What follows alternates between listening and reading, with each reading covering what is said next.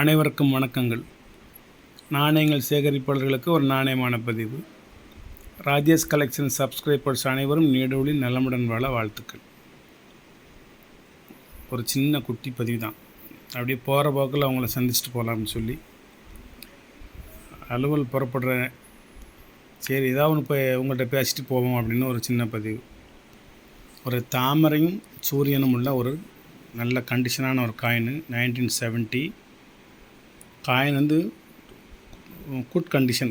காயினுடைய worth rare coin category. இது 20 பைசே, தாமரையும் சூரியனும், மும்பை மின்ட்டு. அதுக்கடுத்து ஒரு லோட்டஸ் தாமரை மட்டும் 1970. இதெல்லாம் பித்தளை காயின் தான். இதெல்லாம் அப்படி தேய்க்கலாம் வேண்டாம், அப்படியே கவருக்குள்ள வச்சா போதும். என்றைக்கே தேவைப்பட்டுச்சுன்னா எடுத்து லேசாக லைட்டாக ஒரு விபூதி சுற்றி வச்சா பளபளன்னு ஆயிரும். இது மகாத்மா காந்தி காயின் 1969 வெளிவந்தது. 3 சேர்ந்து 300 ரூபா. தாமரையும் சூரியனும் இவ்வளோ கண்டிஷனில் இப்போ கிடைக்க மாட்டேக்கு. எல்லாமே ரொம்ப தேஞ்சு அன்கண்டிஷனாக கிடைக்கி. அன்கண்டிஷனாக இருந்தால் இதுலேருந்து ஒரு 10-50 ரூபா குறைச்சி கூட கொடுக்கலாம். இந்த மாதிரி இது யூஎன்சி கண்டிஷனு காயின். எங்கிட்டுமே எந்த கிராச்சுமே எதுவுமே இருக்காது. காயின் நல்லா பார்த்துக்கோங்க. நீங்கள் இப்போ ஜூம் பண்ணி கூட காமிக்கேன், தெளிவாக பார்த்துக்கோங்க. இந்த பக்கமும் பார்த்துக்கோங்க.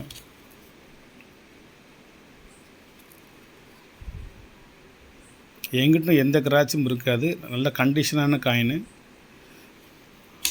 இது 3 காயினும் சேர்த்து மொத்தம் ஒரே விலை தான் 300 ரூபா. வேணுங்காங்க வாங்கிக்கோங்க. வாழ்த்துக்கள். சப்ஸ்கிரைப் பண்ணுங்கள், ஷேர் பண்ணுங்கள், லைக் பண்ணுங்கள், கமெண்ட் பண்ணுங்கள். அதையும் உங்கள்கிட்ட டெய்லி சொல்லணும்ல. அப்புறம் நண்பர்களே, இந்த மகளிருக்கு வந்து தமிழக அரசால் மிகச்சிறந்த ஒரு உதவி.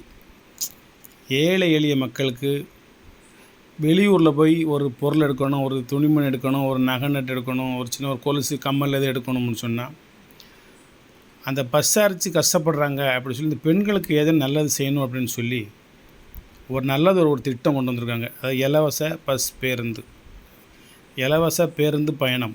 அதுக்கு பேர் சீட்டு இல்லாமல், பயணச்சீட்டே இல்லாமல். பயணச்சீட்டு கொடுக்காங்களா இல்லைன்னு தெரியாது, நம்ம இல்லை ஏறி செக் பண்ண முடியல. Only female. அது வந்து ஏழை எளிய மக்களுக்கு அப்படிங்கிறது இங்கே நல்லா தெளிவாக தெரிஞ்சுக்கணும். நான் மீண்டும் சொல்கிறேன், ஏழை எளிய மக்களுக்கு, வசதி வாய்ப்பற்றவர்களுக்கு, வறுமை கோட்டுக்கு கீழே உள்ளவங்களுக்கு தமிழக அரசால் செய்த ஒரு மிகப்பெரிய உதவி. பஸ் பயண கட்டணம் ரத்து அப்படின்னு. நீங்கள் கழுத்தில் ஒரு 30 பவுன் 40 பவுன் செயினை கழுத்து நிறையா போட்டுக்கிட்டு, காதில் காது மாட்டி, என்னது தொங்கட்டான், கையில் வளையல், காலில் கொலுசு, ஏகப்பட்ட நகை நட்டுகளை போட்டுக்கிட்டு தயவுசெய்து அந்த இலவச பேருந்தில் போகாதீங்க. அதில் ஏழைகள் போட்டும். உங்களுக்கு வசதி வாய்ப்பு இருந்ததுன்னா மற்ற பேருந்துகளில் போங்க.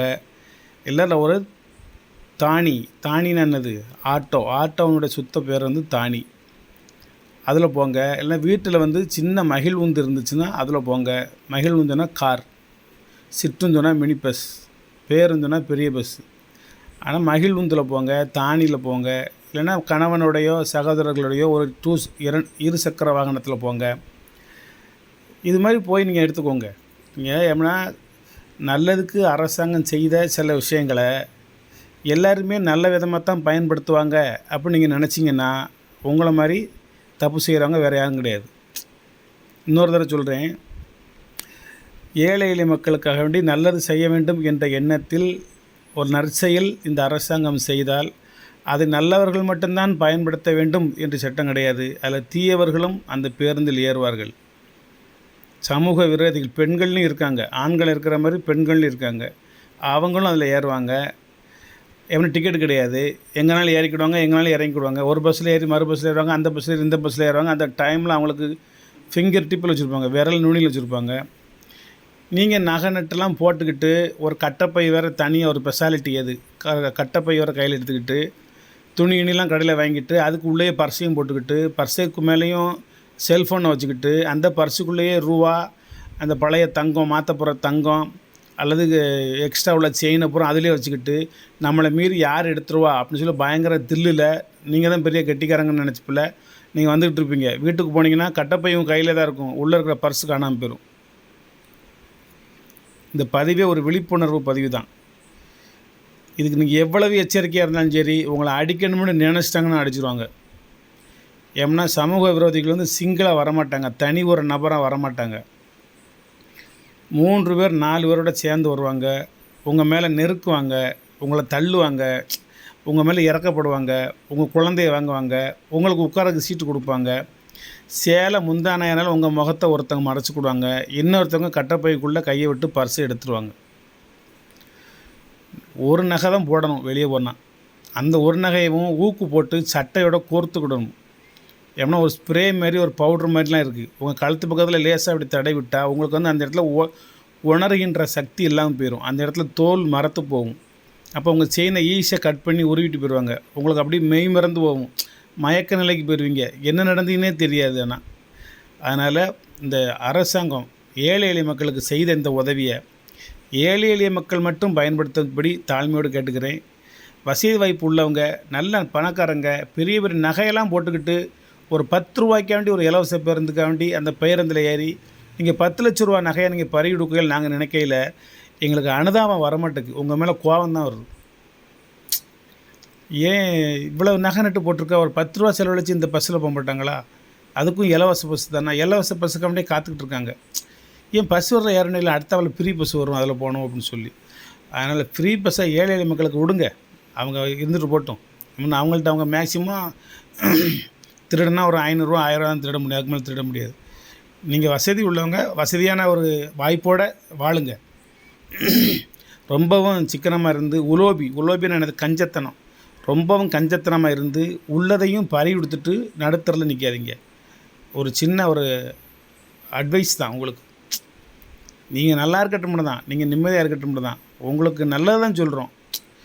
சரி சார் சொல்கிறது கரெக்டு, நல்லா தான் சொல்லுதாரு, நமக்கு ஏற்கனவே ஒரு தடவை பர்ஸ் அடிச்சிட்டு போயிட்டான், ஒருத்தருக்கு நகையை கொண்டு போயிட்டான், எப்படியாவது குழந்தைகள் இடத்துல அடிச்சிட்டு போயிடுவாங்க. எனக்கு அதில் நிறைய அனுபவங்கள் இருக்குது. எனக்குன்னா நான் அந்த பஸ்ஸில் போய் அனுபவம் இல்லை, என்னுடைய குழந்தைகள்லாம் அந்த பஸ்ஸில் போய் நகை நட்டெலாம் பறி கொடுத்துருக்காங்க. கோயில் குளத்துக்கு போனாலும் குழந்தைய தோள் மேலே தூக்கி வச்சிங்கன்னா அது செயின் இருக்காது, குழந்தை இருக்கும், செயின் இருக்காது. செயின் அந்த பிள்ளைக்கு ஒன்றும் உங்களுக்கு சொல்ல தெரியாது, லேசாக உங்களுக்கு பின்னாலே நின்று அந்த செயினை கட் பண்ணி எடுத்து போயிடுவாங்க. அதனால் கோயில் உலகம் கூட்ட நெரிசல்களில் வந்து எச்சரிக்கையாக இருக்கும்படி எனது சப்ஸ்கிரைபர்ஸ் எல்லாரையும் தாழ்மையுடன் கேட்டுக்கொள்கிறேன். இந்த காயின் வேணுங்கிறவங்க வாங்கிக்கோங்க. ஒரு காயின் வெறும் 300 ரூபா, 3 காயினுக்கு சேர்த்து. காயின்லாம் சூப்பரான காயின். தேங்க்யூ, நன்றி.